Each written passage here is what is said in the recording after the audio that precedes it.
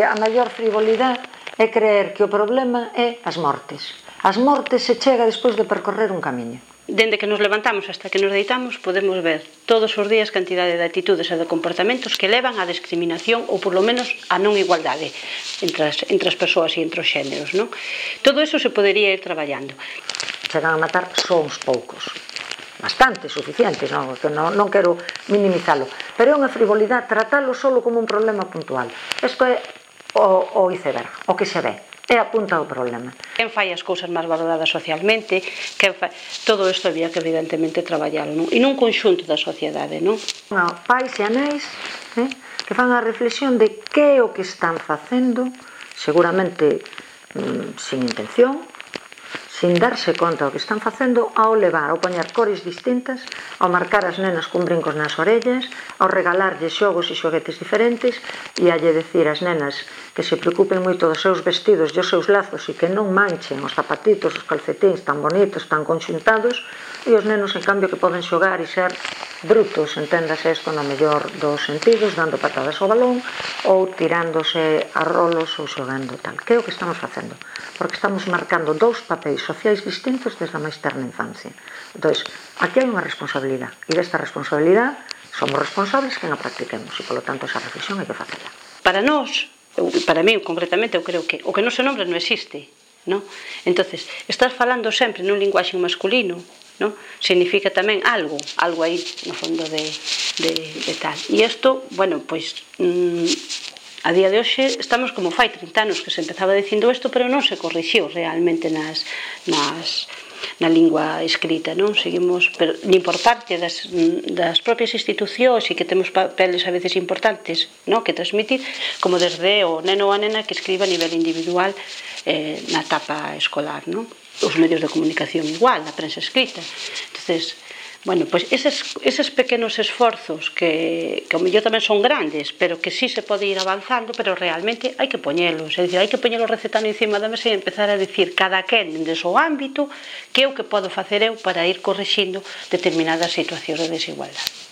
Parece que o problema non diminúe, o que se aveciñaba e se anunciou por parte de diversas administraciones, non son na lei integral, sino diversas administraciones, Xunta de Galicia, que se investiría no ensino e que se investiría tamén para facer prevención, posto que todo o mundo estamos de acordo que ten bastante que ver coa desigualdade existente na sociedade entre homens e mulleres.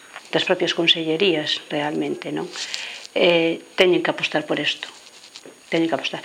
E nós, concretamente, xa como profesionales tamén, e dentro do punto de vista da psicología, pensamos que evidentemente é necesario traballar dende edades moi temprás, pero moi temprás, este tipo de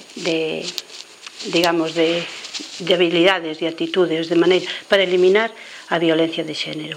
Os adultos educamos máis co exemplo que con ninguna outra cousa. Pais, nais, mestres, profesores, educadores, ximnastas, medios de comunicación, artistas, temos que ter claro isto, educamos máis co exemplo que con ninguna outra cousa. Un pequeno ou pequena que na casa ve que os pais se tratan sen respeto, dá igual o que lle digan, eso é o que está mamando. Non se ve o resultado inmediato nas políticas preventivas, porque a corto plazo non se ve, pero xa a medio e longo plazo son imprescindibles.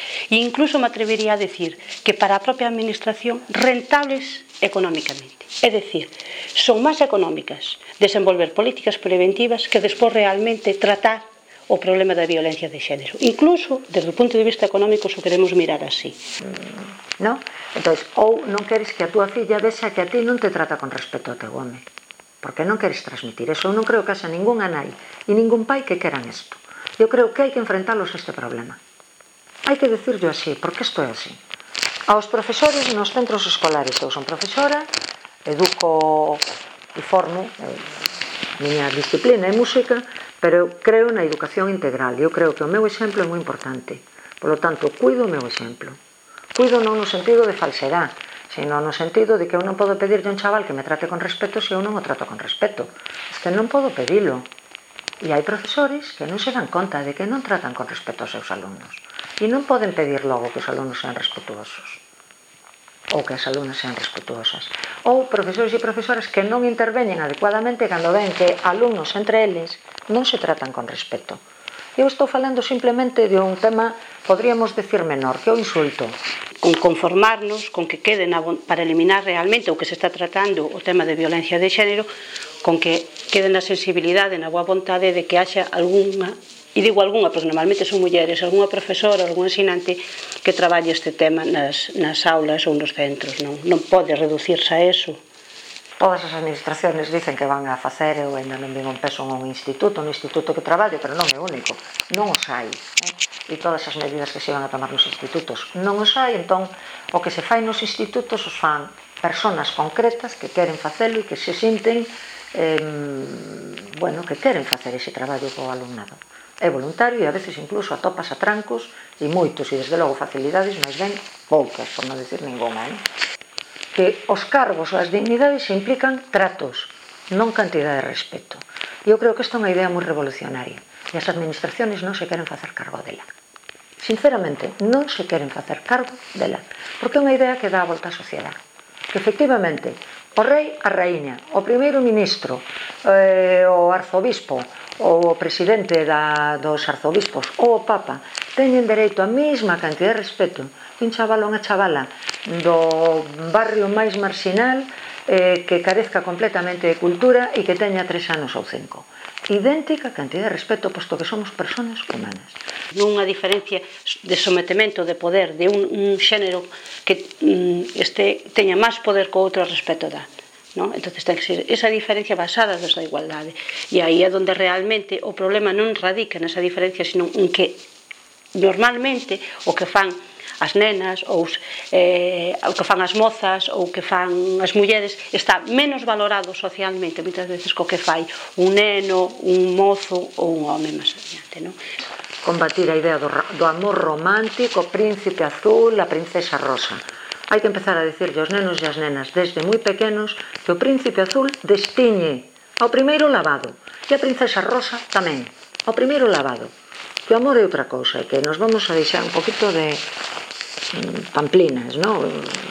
Decía políticas preventivas nos centros de ensino, no que a educación, e a educación reglada, que aposten por outros modelos de socialización, que aposten por outra formación das identidades das persoas, que aposten por unhas relacións, por outro tipo de relacións, pero unhas relacións de calidade realmente para evitar esas desigualdades.